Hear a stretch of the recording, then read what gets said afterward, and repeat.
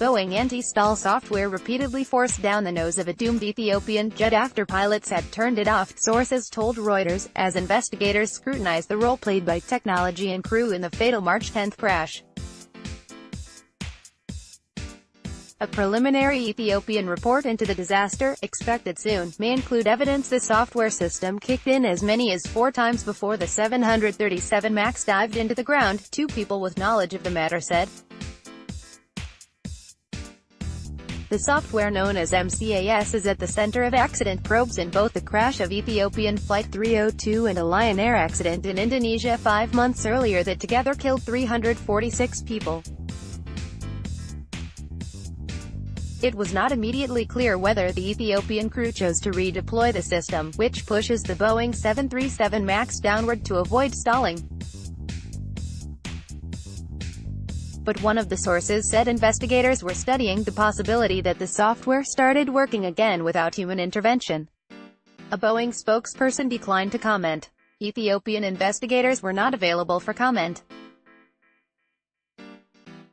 The Ethiopian crash led to a global grounding of 737 MAX jets and scrutiny of its certification process. Initial results of the accident investigation are due within days.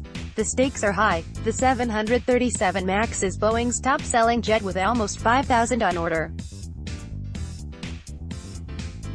Ethiopian Airlines is also in the midst of an expansion drive, while other 737 MAX customers and victims' families want answers, and potentially compensation. Erroneous angle of attack data. Getting the planes flying again depends partly on the role that Boeing design features are found to have played in the crash, though investigators are also paying attention to airline operations, crew actions and regulatory measures. Boeing is upgrading the MCAS software and training while stressing that existing cockpit procedures enable safe flight. People familiar with the investigation have already said the anti-stall software was activated by erroneous angle of attack data from a key aircraft sensor. Now, the investigation has turned toward how MCAS was initially disabled by pilots following a checklist procedure, but then appeared to start working again repeatedly before the jet plunged to the ground, the 2 sources said. Boeing issued guidelines to pilots on how to disable the anti-stall system after the Indonesian crash, reminding pilots to use cutout switches in the console to shut off the system in the event of problems. Cockpit procedures call for pilots to leave the MCAS system off for the rest of the flight once it has been disengaged. The Wall Street Journal reported earlier that the pilots had initially followed Boeing's emergency procedures but later deviated from them as they tried to regain control of the plane.